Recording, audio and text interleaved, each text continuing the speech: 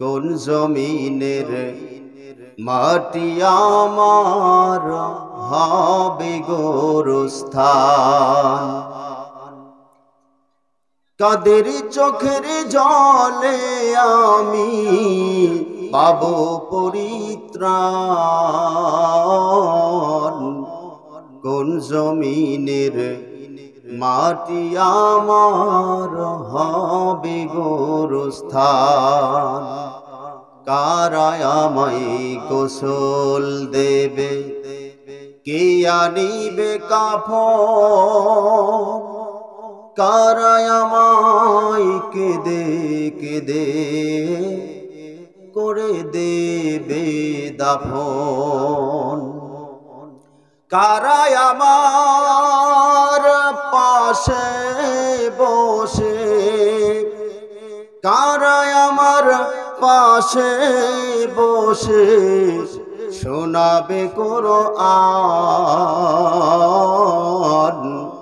কোন জমিনের মাটি আমার হবে গোরস্থান। কার কাঁধেতে চড়ে আমি কবর দেশে যাব,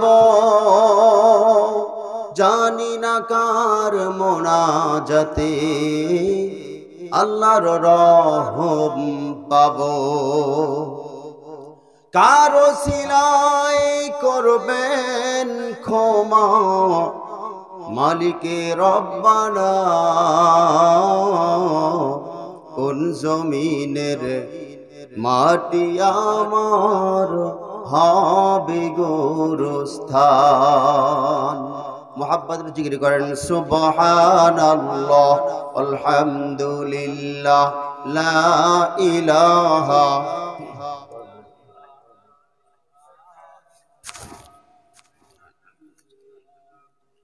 লা ইলাহা ইল্লাল্লাহ লা ইলাহা ইল্লাল্লাহু মুহাম্মাদুর রাসূলুল্লাহ সাল্লাল্লাহু আলাইহি ওয়াসাল্লাম। জামাই আলহামদুলিল্লাহ, নবমতম অধিবেশন বার্ষিক ওয়াজ মাহফিল স্থান বাহাদুরপুর। উক্ত জালসার সভাপতি আলহাজ মোহাম্মদ আয়েত আলী সরদার এবং সাধারণ সম্পাদক মোহাম্মদ মুমতাজ আলী মৃধা এবং প্রধান বক্তা দ্বিতীয়, চতুর্থ এবং মঞ্চে বসা আলেম ওলামা, আমার সামনে বসা রসুল প্রেমী, আল্লাহ প্রেমী সমস্ত মুসলমান ভাইরা, আজকের এই দিনই মাহাতি জালসার ওসিলায় আল্লাহ পাক আমাদের সকলের জীবনের গুনাহগুলির মাফ করে দিন। সকলে বলি আমিন। সম্মানিত উপস্থিতি, ভূমিকা ছাড়াই যেহেতু অল্প সময় কথা বলবো, আলোচনার দিকে চলে যাই। কি বলেন? আমি একটি আয়াত পড়েছি, আল্লাহ পাক এই আয়াতের মধ্যে বলছেন, মুসলমানদেরকে ডাক দিয়ে বলতেছেন, তোমরা কি করো হে ঈমানদারগণ, তোমরা পরিপূর্ণভাবে ইসলামের ভিতরে প্রবেশ করো। তার মানে বোঝা যায় আমরা কিছু প্রবেশ করি আর কিছু করি না, যার কারণে তো এই কথাটা বলা হচ্ছে। রে চোখের নিচে কি করিস? না দাদা গুড় খাচ্ছি না। দাদার আর বুঝতে বাকি নাই যে আমার নাতি চোখের নিচে কি করতেছে? গুড় খাচ্ছে। তাহলে আল্লাহ পাক এখানে বলতেছেন তোমরা পরিপূর্ণ ইসলামের ভিতরে প্রবেশ করো। ও মুসলমান, আমরা সব দিক দিয়েই পরিপূর্ণভাবে কাজ করে থাকি। ইসলামের বেলায় একেবারে জিরো অথবা হালকা কিছু। মানুষ যখন মশারির ভিতরে ঘুমায়, অর্ধেক মশারির ভিতরে আর অর্ধেক বাইরে, এরকম হয়। খানা খাইতে বসতেন, অর্ধেক খাইছেন আর অর্ধেক পেট ফাঁকা রাখছেন, এরকম হয়। পুরাটাই মশারির ভিতরে ঢুকছেন, পুরাটাই। একটা বাসের ভিতরে চড়ে আপনি রাজশাহী বা নাটোরে যাচ্ছেন, বলেন অর্ধেক বাসের ভিতরে আছে আর অর্ধেক বাইরে আছে। আপনি গন্তব্যস্থলে পৌঁছতে পারবেন? অন্য কি যে কোনো একটা গাড়ি এসে আপনাকে অ্যাক্সিডেন্ট করে আপনার দুনিয়াতে বেঁচে থাকার স্বাদ একেবারে শেষ হয়ে যাবে। তাহলে বাসের ভিতরে ঢুকে অর্ধেক ঢুকে আর অর্ধেক বের করে রাখলে যেমন মানুষ বাঁচার অধিকার রাখে না, ইসলামের ভিতরে অর্ধেক ঢুকবে আর অর্ধেক বাইরে রাখবে ইসলামের বাইরে, ওই মুসলমান জান্নাতে যাওয়ার অধিকার রাখে না। তাই সম্মানিত উপস্থিতি, আসুন আসুন, আল্লাহ রাসূল বলে দিয়েছেন মানুষের মৃত্যুর পরে আমাদের প্রত্যেকের মানুষের মুখটা কবরের ভিতরে আমরা পশ্চিম দিকে কিবলার দিকে রাখি না? আমরা যতই কিবলার দিকে ঘুরায় দেই না কেন, 5 শ্রেণীর মানুষের মুখ আল্লাহ পাক কিবলার দিকে রাখবেন না। আমরা যদিও কিবলার দিকে রাখি,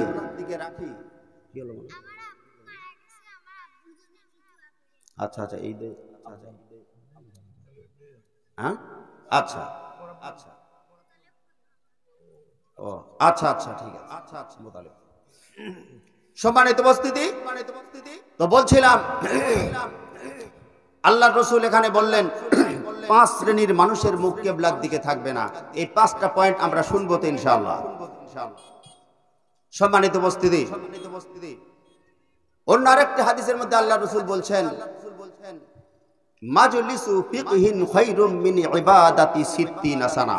যদি কোনো ব্যক্তি দিন মাহফিল জালসাই হোক বা যে কোনো জায়গায় বসে 1 ঘন্টা যদি কোরআন হাদিসের কথা শুনে, ওই ব্যক্তির আমলনামায় আল্লাহ পাক 60 বছর ইবাদতের নেকি দান করে থাকেন।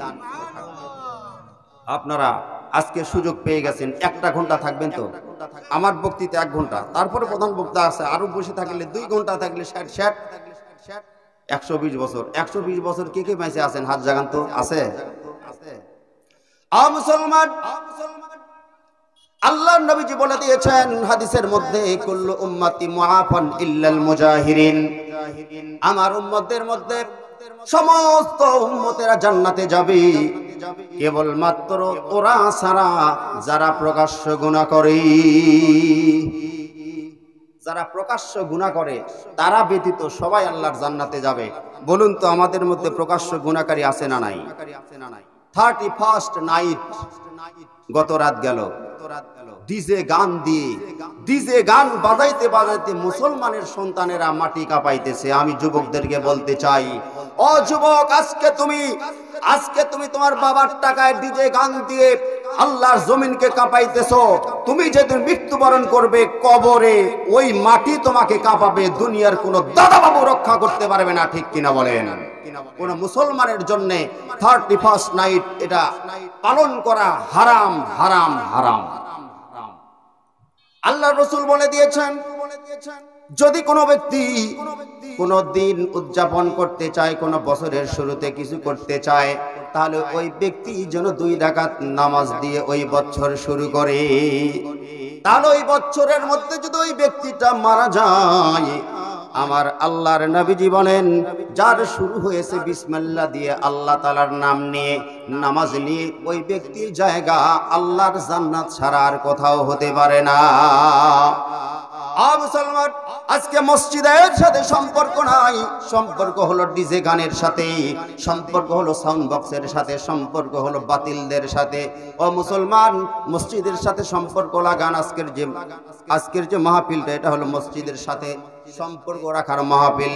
মসজিদ আমার মনের বাগান, মসজিদ আমার ঈমান, এই মসজিদে নামাজ পড়লে বেড়ে যাবে তোমার সম্মান। মসজিদ আমার মনের বাগান, মসজিদ আমার ঈমান। আল্লাহ নবীজি বললেন যারা প্রকাশ্য গুনাহ করে তারা জাহান্নামে যাবে। এবার বলেন যারা নাকি আজান হয়ে গেছে মসজিদের মধ্যে ঢোকে না, দুনিয়ার কোনো মানুষ দেখতে পাইল, মানুষ সবাই মসজিদের দিকে যায় আর কিছু কিছু মানুষ বাইরে ঘোরাফেরা করে, বুঝতে আর বাকি নাই, আল্লাহর নবীজি বলেছেন এরা মুসলমান না। ও মুসলমান, আসেন আমি বলতেছিলাম 5 শ্রেণীর মানুষের মুখ কিবলার দিকে থাকবে না। আল্লাহর রাসূল বললেন যারা প্রকাশ্য গুনাহ করে তারা আল্লাহর জান্নাতে যাবে না। এবার প্রকাশ্য গুনাহ, আপনারা জানেন আল্লাহর রাসূল যখন ছোট মানুষ, মাত্র 5 থেকে 7 বছর বয়স, ওই সময় আব্দুল মুত্তালিব আমার নবীজির দাদা আর অন্যান্য সবাই মিলে কাবা ঘর নির্মাণ করার জন্য কাবা ঘরের পাশে কিছু পাথর বহাইতেছেন। এমত অবস্থায় আল্লাহর রাসূল একটা লুঙ্গি পরে আছেন, ওই লুঙ্গির কোঁচার ভিতর করে কিছু পাথর বহাইতেছেন।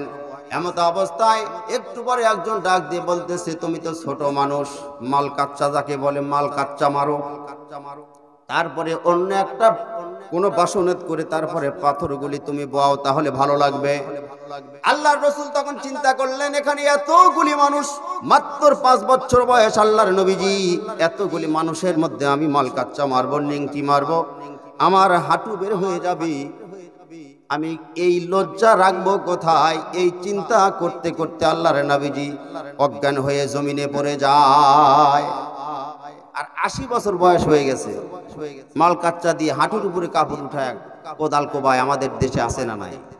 আর 5 বছরের শিশু হাঁটুর উপরে কাপড় উঠবে, কেমন একটা লজ্জার সময় ওই সময় আসবে, তখন আমাকে মানুষ বলবে কি আর আমার হবে কি? এই চিন্তা করে আল্লাহর রাসূল অজ্ঞান হয়ে পড়ে যাচ্ছেন। ও মুসলমান, এর নাম হলো প্রকাশ্য গুনাহ। হাঁটুর উপরে কাপড় উঠানো কি সম্পূর্ণ হারাম, কবিরা গুনাহ। এই প্রকাশ্য গুনাহ অনেক আছে, আমি ওইদিকে যেতে যাচ্ছি না। এবার আসেন, আল্লাহর রাসূল বললেন 5 শ্রেণীর মানুষের মুখ কিবলার দিকে থাকবে না। এর মধ্যে 1 নম্বর হলো বেনামাজি। 1 নম্বর কি? বেনামাজি। আল্লাহ তাআলা রাব্বুল আলামিন বলেন, নামাজ সম্পর্কে বলেন, ওয়াল্লাযীনা হুম আলা সালাওয়াতিহিম ইউহাফিজুন। সফল হয়ে গেছে তারা যারা নামাজের খবর রাখে, বলেন সুবহানাল্লাহ। এবং তারা ওয়ারিস হয়ে গেছে, অধিকারী হয়ে গেছে। উলাইকা হুমুল ওয়ারিসুন আল্লাযীনা ইয়ারিসুনাল ফিরদাউসা হুম ফিহা খালিদুন। আল্লাহ পাক কোরআন পাকের মধ্যে বলেন, যারা নামাজের মধ্যে সফল হয়ে গেল তাদের জন্য আল্লাহ পাক জান্নাতুল ফিরদাউস রেখেছেন। এই জান্নাতুল ফিরদাউসের ভিতরে তারা ঢুকবে, জীবনে কোনোদিন বের হবে না। তাদের বের হওয়ার কথাও আল্লাহ পাক বলবেন না, তারা জান্নাতের ভিতরেই থাকবে। মুসলমান, কিন্তু দুঃখের বিষয় নামাজের দিকে মুসলমান যায় না। এই বেনামাজি হয়ে যারা কবরে যাবে তাদের মুখটা কিবলার দিকে থাকবে না। বিদেশ যাইতে লাগে বিমান, জান্নাতে যাইতে লাগে ঈমান। বিমান ছাড়া বিদেশ যাওয়া যায় না, নামাজি ঈমান ছাড়া আল্লাহর জান্নাতে যাওয়া যায় না। বুঝতে পেরেছেন? মুসলমান, কোন ব্যক্তি যদি ইমানের দাবিদার নিজেকে মনে করে তাহলে তাকে নামাজ আদায় করতে হবে। মান তারাকা সালাতাম মুতাআম্মিদান ফাকাদ কাফারা। যারা নামাজ পড়ে ওরা মুসলমান, যারা নামাজ পড়ে না ওরা হলো কাফির। সম্মানিত বাজান আমার, এরপরে আল্লাহর রাসূল বললেন, আউয়ালু মা ইউহাসাবু বিহিল আবদু ইয়াউমাল কিয়ামাতিস সালাহ।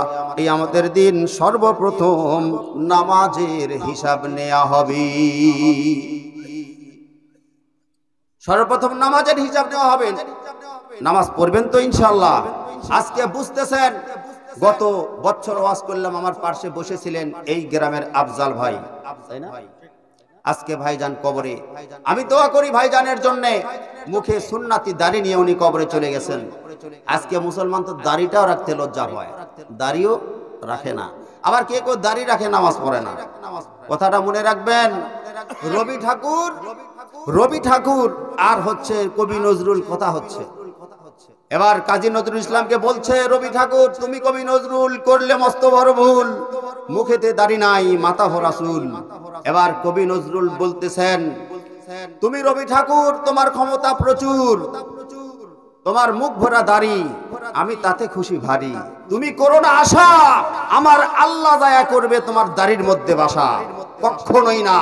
ঈমান যদি না থাকে, নামাজি যদি না হয়, ওই ব্যক্তির দাড়ির মধ্যে আল্লাহ কোনোদিন বাসা বাঁধবে না।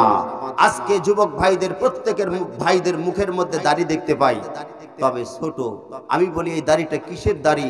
বলে এই দাড়িটা হলো জিতের দাড়ি। কার দাড়ি?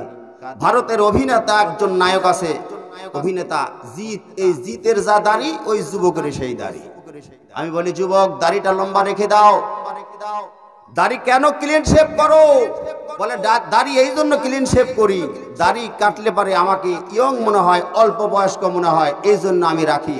আমি বলি দাড়ি কাটলে, ছাটলে, চাষলে যদি তোমাকে মানুষ অল্প বয়স্ক বলে, তাহলে মুখের সব দাঁত ভেঙে ফেলে দাও। আগামীকাল থেকে এলাকার লোকেরা তোমাকে দুধের বাচ্চা বলবে, ঠিক না? দাঁত সব ভেঙে ফেলবে, তা আগামীকাল থেকে এলাকার লোকেরা তোকে দুধের বাচ্চা বলবে। মুসলমান, বড় দুঃখ লাগে, সবার মুখের মধ্যে দাড়ি, কিন্তু দাড়ি এক মুষ্টি নয়। যতক্ষণ পর্যন্ত এক মুষ্টি দাড়ি না হবে, ততক্ষণ পর্যন্ত কবিরা গুনাহ ওই ব্যক্তির আমলনামায় লিখতেই থাকবে। আমার বাদানরা, এই জন্য আমি আপনাকে বলবো, আল্লাহর রাসূল বলেছেন যদি কোনো ব্যক্তি জিনা করে সরাসরি তাকে জাহান্নামে দেওয়া হবে, এমন কোনো কথা নাই। যদি কোনো ব্যক্তি মদ পান করে তাকে জাহান্নামে যাওয়া লাগবে, এমন কোনো কথা কোরআন হাদিসে আল্লাহ পাক সরাসরি বলেন নাই। এমন কোন ব্যক্তি যদি কোনো অপরাধ করে তাকে জাহান্নামে দেওয়া হবে, সে জাহান্নামে যাবেই যাবে, এমন কোনো কথা কোরআন হাদিসে এরকম ভাবে শক্তিশালী ভাবে বলা হয় নাই। কিন্তু বাদান্না, আবার যদি কোনো ব্যক্তি নামাজ না পড়ে, তারা সরাসরি জাহান্নামে যাবে। কোথায় পাবেন, কোথায় পাবেন? মা সালাকাকুম ফি সাকার ক্বালু লাম নাকু মিনাল মুসাল্লিন। মুসলমান, জাহান্নামীরা, জান্নাতীরা জাহান্নামীদেরকে ডাক দিয়ে বলবেন, তোমরা কেন জাহান্নামে আসলা? তখন তারা বলবে, আমরা মুসল্লি ছিলাম না, আমরা নামাজি ছিলাম না, এই জন্য আল্লাহ পাক আমাদেরকে জাহান্নামে দিয়েছে। মুসলমান, এই জন্য আপনাকে বলি, ওই দিন জাহান্নামীরা নিজেই বলবে আমরা নামাজি ছিলাম না। এরপরে অন্য আরেকটি আয়াতের মধ্যে আল্লাহ পাক বলেন, ওয়াইদা কিলা লাহুমুর কাউ লা ইয়ারকাউন। আল্লাহ পাক ডাক দিয়ে বললেন, তোমরা রুকুকারীদের সাথে রুকু করো। এরপরে অন্য আরেকটি আয়াতের মধ্যে আল্লাহ পাক বললেন, ইয়াউমা ইউকশাফু আন সাকিন ওয়া ইদউনা ইলাস সুজুদি ফালা ইস্তাতিউন। কিয়ামতের কঠিন ময়দানে আল্লাহ পাক পা দুখানা বিছায়া দেবেন আর ডাক দিয়ে বলবেন, তোমরা কি করো আমার কুদরতি ভাই, একটা করে সিজদা দাও। আল্লাহু লা ইখলিফুল মিআদ। একটা করে সিজদা যারা দিবে, আমি আল্লাহ পাক ঘোষণা দিলাম ওই ব্যক্তি সরাসরি জান্নাতের দিকে চলে যাবে। বলতে আল্লাহ, নামাজিরা ভেরি গুড, বেনামাজি রোজে মাহশার গেট আউট। আল্লাহ পাক ডাক দিয়ে বলবেন, ডান দিকের রাস্তা দিয়ে তোমরা নামাজিরা জান্নাতের মধ্যে চলে যাও, আর বাম দিকের রাস্তা দিয়ে ধাক্কাইতে ধাক্কাইতে বেনামাজিদেরকে জাহান্নামে নেওয়া হবে। মুসলমান, এই জন্য আপনাকে আমি বলি, প্রতিদিন ভোরে আজানের পরে ঘুমিয়ে কেন থাকো? বাঁচার চেয়ে মৃত্যুর কথা বেশি মনে রাখো। আখিরাতে যদি তুমি জান্নাত পেতে চাও, এখনো ভাই সময় আছে, নামাজ পড়তে যাও, ঠিক কিনা? মুসলমান, এই দুনিয়ার বুকে ঈমান পাকাপোক্ত শক্তিশালী করতে হলে আপনাকে নামাজ পড়া লাগবে। এই দুনিয়ার ক্ষমতা টাকাওয়ালাদের হাতে, আখিরাতের ক্ষমতা থাকবে ঈমানওয়ালাদের হাতে। এই দুনিয়াতে যার যত টাকা, তার তত বড় ক্ষমতা। আখিরাতের ময়দানে আল্লাহ পাক টাকা দেখবেন না, যার যত ঈমান মজবুত তার হাতে তত ক্ষমতা আল্লাহ পাক দান করবেন। এবার বাজানরা আমার, দেখা গেল আল্লাহ পাক ডাক দিয়ে বললেন, তোমরা একটা করে সিজদা দাও, জান্নাতে চলে যাও। এবার আপনি সিজদা দিবেন, আমি সিজদা দিব, আল্লাহ পাক যেন কবুল করেন, বলেন আমিন। কোটি কোটি কোটি মানুষের মধ্যে থেকে কিছু কিছু মানুষ সিজদা দেয়, আর লক্ষ কোটি কোটি মানুষ দাঁড়ায়া আছে, সিজদা দিল, জান্নাতে চলে গেল। আর অসংখ্য মানুষ দাঁড়ায়া, আল্লাহ পাক ডাক দিয়ে বললেন, কেন তোমরা দাঁড়িয়ে আছো? ডাক দিয়ে বলে, আল্লাহ, আমাদের মন চায় জান্নাতে যাওয়ার জন্য, কিন্তু আপনি যে একটা শর্ত দিয়েছেন, একটা সিজদা দেয়া লাগবে। আমরা চেষ্টা করতেছি, সিজদা তো দূরের কথা, রুকু পর্যন্ত আমরা করতে পারতেছি না, সিজদা কিভাবে দিব? আল্লাহ, আমাদের পিঠটা লোহার মতো, তক্তার মতো শক্ত হয়ে গেছে। আল্লাহ পাক সূরা কলামের 40 নম্বর আয়াতে বলে দিলেন, যারা দুনিয়াতে নামাজি ছিল না, কিয়ামতের ময়দানে আল্লাহর পায়ে তারা সিজদা দিতে পারবে না, তাদের পিঠটা লোহার মতো, তক্তার মতো শক্ত হয়ে যাবে। এই জন্য বাদানরা আমার, আমরা বলি আগামীকাল থেকে নামাজ পড়বো, না না না, আগামীকালকে আপনি বাঁচবেন নাকি আপনার জানাজা হবে কে জানে, কে জানে। কেমন করে ঘুমাও তুমি ফজর করে কাজা, এমনও তো হতে পারে জোহরে জানাজা তোমার, এমনও তো হতে পারে জোহরে জানাজা। মুসলিম হয় না জন্ম নিলেই মুসলমানের ঘরে, হিন্দু মুসলিম পার্থক্য হয় নামাজের উপরে, মানুষ নামাজের উপরে। এই জীবনে নামাজ যেন, এই জীবনে নামাজ যেন হয় না তোমার কাজা, এমনও তো হতে পারে জোহরে জানাজা। হতে পারে কিনা? বেনামাজির লাশ কবরেতে রাখবে রে যখন, মাটির চাপে পাঁজরের হার ভাঙবে রে তখন, মানুষ ভাঙবে রে তখন। বিষাক্ত ওই সাপের ছবল বেনামাজির সাজা, এমনও তো হতে পারে জোহরে জানাজা। বেনামাজি পাবে না হয় নবীজির শাফায়াত, দোজখ হবে শেষ ঠিকানা, আঘাত আর আঘাত মানুষ, আঘাত আর আঘাত। নামাজ বিনে আখিরাত পাবে না সে যা যা, এমনও তো হতে পারে জোহরে জানাজা। আপনি চিন্তা করে আছেন, আশা করে আছেন আগামীকাল থেকে নামাজ পড়ব। কত মানুষ আজকে যারা জানাজার মুসল্লি হয়ে একজনের জানাজা পড়লো, আগামীকালকে ওই সময় আসতে আসতে ওই ব্যক্তি লাশ হয়ে আরেকজন তাদের জানাজা করতেছে। এরকম হয় কি হয় না? মুসলমান, এই জন্য আমি আপনাদেরকে বলবো, আল্লাহ পাক এখানে মদ পানকারীদেরকে জাহান্নামে দেবেন এমন কথা বলেন নাই, কিন্তু যারা বেনামাজি তারা সরাসরি জাহান্নামে যাবে। তারা নিজেই স্বীকারোক্তি দিচ্ছে আমরা মুসল্লি ছিলাম না। তাহলে 5 শ্রেণীর মানুষের মুখ কিবলার দিকে থাকবে না, তার মধ্যে 1 নম্বর যারা বেনামাজি। তাহলে বেনামাজিদের তালিকায় আমরা থাকবো। আজকের থেকে সবাই 5 ওয়াক্ত নামাজ আমরা সবাই পড়ব। আল্লাহ পাক যেন কবুল করেন, বলেন আমিন। লিল্লাহি তাকবীর। একটু হাত তুলে আল্লাহকে দেখান, কে কে নামাজ পড়বেন আল্লাহকে হাত তুলে দেখান। আল্লাহু আকবার, লিল্লাহি তাকবীর। দিন ইসলাম, দিন ইসলাম। বোঝা গেছে? আমরা কিছু মাহফিলে আছি, বাইরে যারা ঘোরাফেরা করতেছে, ও মুসলমান আমি আপনাকে বলে দেই, এখানে যারা বসেছেন জান্নাতের বাগানে তারা জান্নাতি মানুষ। বিয়ের অনুষ্ঠানে, বিয়ের যে খাদ্য অনুষ্ঠান যেখানে খাদ্য হয়, খাওয়ানো হয়, সেখানে যারা বসে তারাই বসে যারা হলো দাওয়াতি, ওই বিয়ের দাওয়াতি মানুষ, ঠিক কিনা? তে এই জান্নাতি মেহমান যারা, তারাই জান্নাতি পরিবেশে বসতে পারে। তাই আমি আবারও বলবো, আমি এদিক দিয়ে ঘুরি ফিরি, আমার বাড়ির দাম করি, কি বলেন? আমি ঈসা হুজুর, আমি আবার আপনাদেরকে বলতেছি, বাইরে যারা ঘোরাফেরা করতেছেন সবাই চলে আসেন। মানুষের যখন গরম লাগে একটা ফ্যানের নিচে বসে, ওই ফ্যানের নিচে যারা বসে তারাই কেবলমাত্র ফ্যানের বাতাস পায়, দূরে যারা থাকে এরা বাতাস পায় না। এই রহমতি বরকতি নিয়ামতি সামিয়ানার নিচে যারা আসবে এরাই কেবল আজকে মাহফিলের ওসিলায় তাদের জীবনের গুনাহ মাফ হয়ে যাবে। আমার আফজাল বাজান যিনি আজকের এই মাহফিলের কমিটি আয়োজিতের মধ্যে আছেন, আমার আতাউর রহমান ভাই, তারপর আমার নাবিরুল ভাই, এনারা, আমার মুমতাজ আলী চাচা অনেক চেষ্টা করে আজকের এই প্রোগ্রামটা করেছেন। এমনও হতে পারে আজকের এই মাহফিলটা এই বাহাদুরপুর গ্রামের একটা নাজাতের ওসিলা হয়ে যেতে পারে, পারে কি পারে না? তাই আমি সকলকে বলবো, সবাই আসেন। প্রধান বক্তা আসার আগেই আপনারা সবাই মাহফিলের দিকে চলে আসেন। সম্মানিত বাজানরা আমার, এরপরে আল্লাহ নবীজি বললেন 1 নম্বর যার মুখ কিবলার দিকে থাকবে না তারা হলো যারা বেনামাজি। 2 নম্বর যাদের মুখ কিবলার দিকে থাকবে না তারা হলো সুদখোর। আমাদের দেশে সুদখোর আছে না নাই? 1500 আছে না নাই? বিসমিল্লাহির রহমানির রহিম বলে 1500 লাগায় দিয়েছে। যারা ব্যাংকের সাথে লেনদেন করেন তারাও সুদের মধ্যে জড়িত।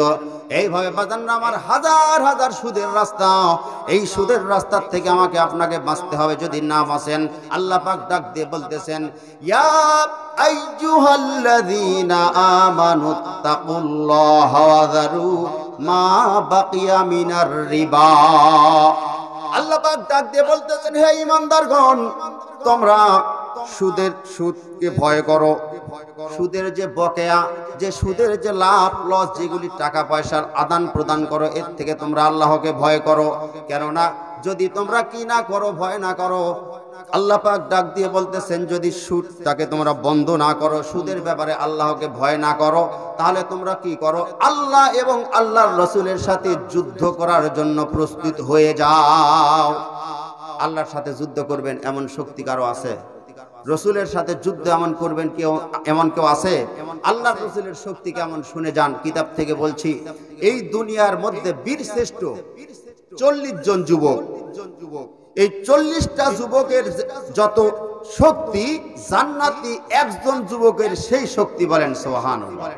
অর্থাৎ তামাম পৃথিবীর মধ্যে আপনার ঘোষণা করে 40 জন শক্তিশালী যুবককে এক জায়গায় করলে, জান্নাতি একটা যুবকের সাথে যদি মারামারি লাগায় দেওয়া যায়, ওই জান্নাতি যুবকের সাথে এই 40 জন যুবক পারবে না, বলেন সুবহানাল্লাহ।